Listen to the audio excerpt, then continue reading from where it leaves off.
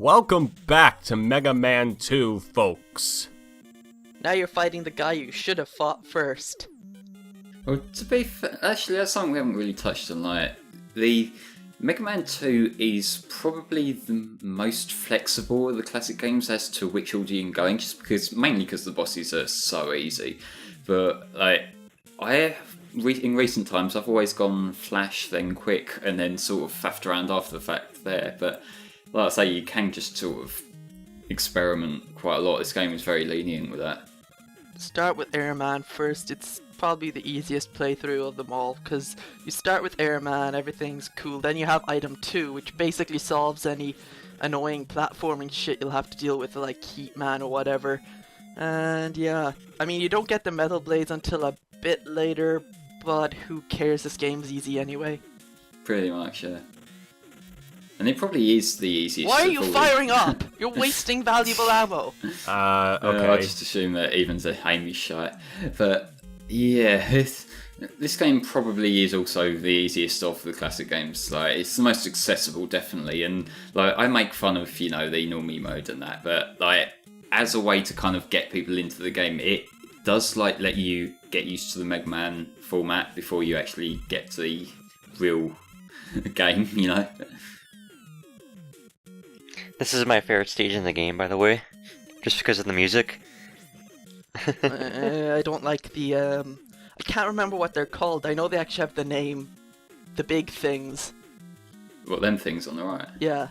Yeah, they're kind of irritating, just sort of waiting for the spikes to go down, but...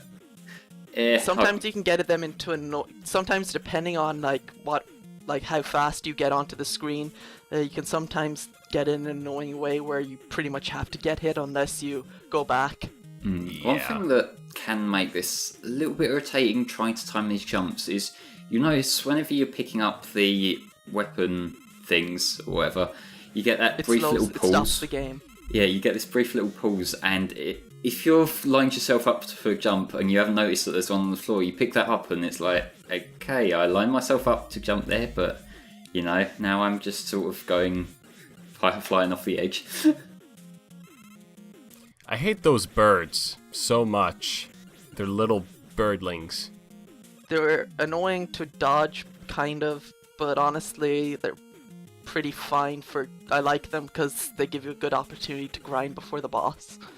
I suppose, but in this particular section here, where the cloud is, and you can barely see them coming, I just do not care for them.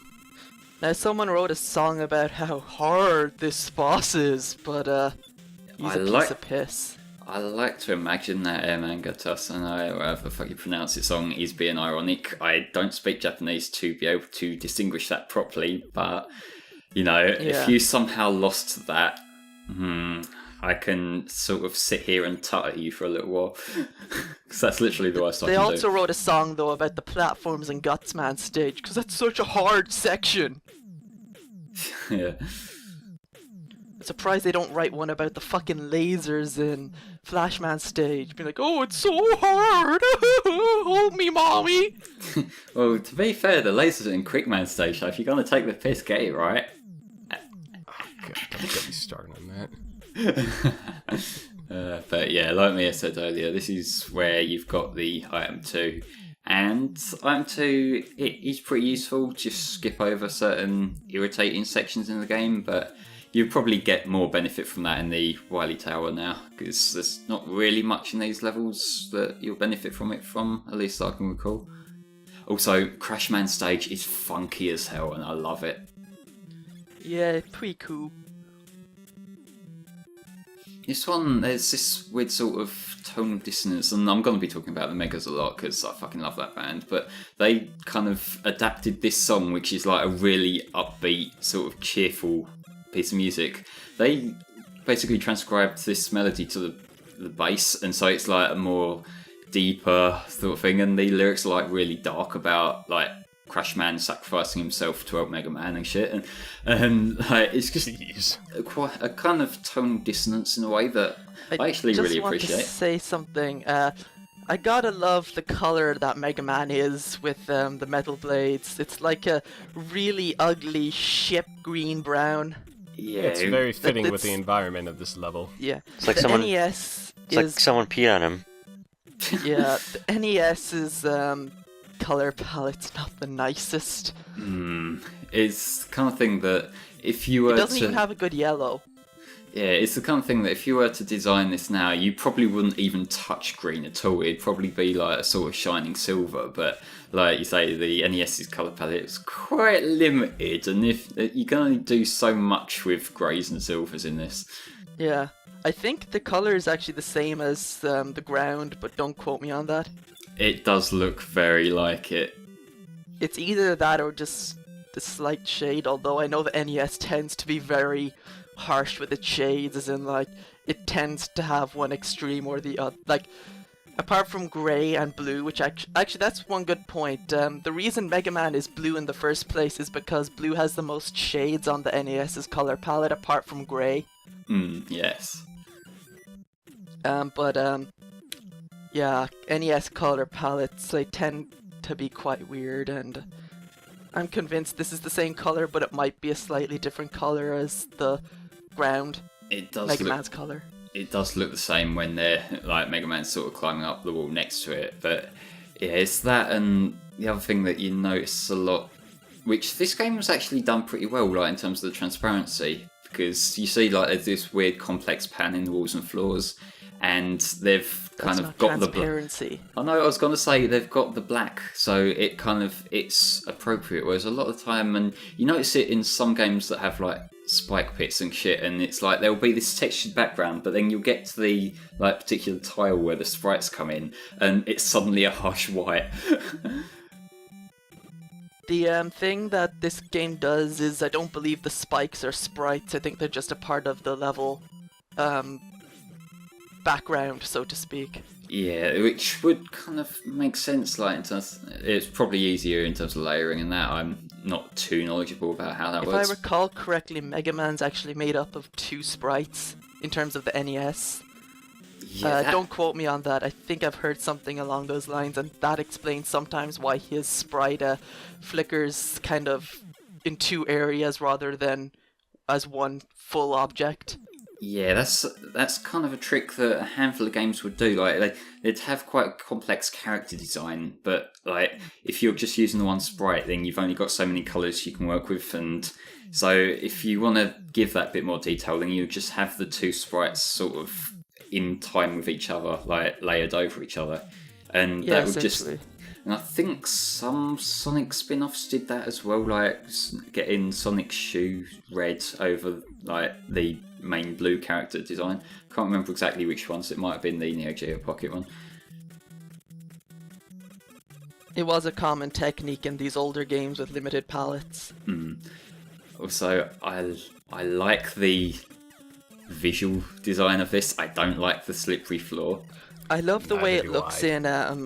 in Wily Wars, actually. I think it looks way better in Wily Wars, which generally for Wily Wars I can give or take the look and sound of it, because I think the NES does a pretty damn good job for its time, but I will say in terms of this level looks great on the Mega Drive. The sort of flashy bits look really cool. It's an issue that I have with certain parts of Wily Wars, in that the blues can be quite harsh. Compared to this, which it seems like even the richest of the blues in the background is still a little bit muted. Yeah, the NES, again, has the most shades of blue, so I think this is why this level looks so nice. Like, they couldn't do this with, like, brown or definitely not yellow, because I don't even think there is a shade of yellow on the NES. It's a yellow, but it's kind of closer to green. Also, you went the wrong way, even. Yeah. I do not care. You're supposed to go up the top route and then use item 2 to get across, and then you get a free energy tank. Or do what I do and carefully jump across and still get the energy. You can't laugh about energy tanks. You use one in fucking Metal Man stage. Pussy. True. Look, you missed it! Speaking of the energy tanks, they get... I forget. Were they in the original Mega Man? I don't think so. No. No. Yeah, No, they so they weren't. get introduced here as well. The power-ups also get item pickups, I should say, get a redesign too. They look like footballs in the first game, and now they just look like spears. One thing to point out is that in this game you have 4 energy tanks, whereas in all the later NES games, up until I believe 7, which wasn't on the NES, you could have 9, but then 7 changed it back to 4, and then 8 got rid of them completely. And I think 9 lets you have more than... lets you have 9 again. I think 9 is 9, but it's...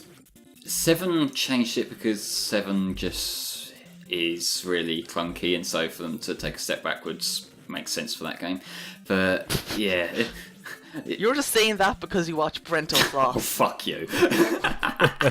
That is like one of the biggest non-arguments I've heard. But yeah, like you saw even using the crash bomb to take out Oh Flashman god, that there. background, I just realised the background in Flashman's fight looks fucking terrible.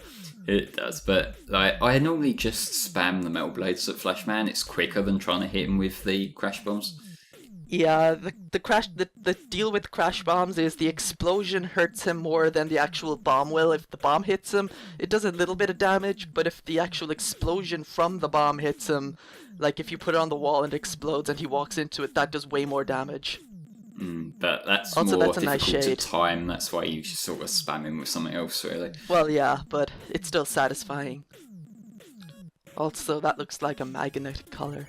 Anyway, now we're on to Quickman. The stage is so hard! Oh, but lasers! So, what I like is, for some reason, they brought this stage back in Mega Man Game Gear, which, for the most part, is just an adaptation of 4 and 5. But then, like, the final Wily stage before you go into the final boss is this for some reason. Like, you don't even fight Quickman or another boss in the level.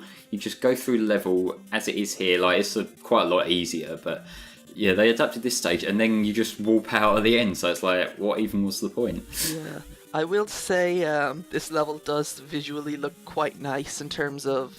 I just like the way it works. Also, if you pause on this screen, it goes completely black in the background. Like, the background nice. completely turns off. It might have something to do with the fact that the level changes color palettes like that, but I don't know. Yeah, I'm not sure, but this stage, I actually think this is one of the worst looking ones. It's just a thing that I think Mega Man, as a series, does quite And I'm just poorly. talking about the color, the use of color specifically, not the actual, not the actual work, because the background's kind of ass, and oh no, it's the hard laser section. Yeah, I'm but gonna kill myself. If I remember correctly, I actually did get through that in one go. of course you did. Yes. Because, I mean, I was freaking out during the whole time, because, oh my god, these lasers, one hit kills, and, god, man, it's just kind of frustrating, to be To be honest. fair, adrenaline can help when recording games. Yeah, and there's literally no space at all where the laser can't touch you. The trick to getting past it is stay as close to the side that you're going to be going to next as you can. If that This- makes any sense, which I know is bullshit considering it means you have to learn the level, but that's really the only way I can realistically see you doing it, apart from using Flashman's weapon. But Flashman is Quickman's weakness, although it only takes off half of his health, so it's a pretty shitty weakness, and you can't even, like, change weapon while this is going on. You literally just have to wait. Did you have trouble with that? Did you have trouble with that part 2, THP? Wait, what? I didn't realize I was in this commentary. Oh god. I thought it was Flamin' Mia all this time. Jesus. I didn't realize I could get into You're word. allowed to talk, Floof. All I could say is I wish I had that power up where I could freeze time so I could get into word. Yeah, just like use your fucking Zoaldo and then like Yeah, you know, I could get Flamin' talk. shut up finally. Oh god. Ear rape. Oh, great. Now the game gets shitty. Yeah. Yes. I wouldn't say shitty. No, I would say shitty. I have a problem with at least 2 of these levels, and the other 2 are just kind of crappy anyway. Well, we'll see how exactly shitty these stages are. In any case, we'll see you guys in the next episode.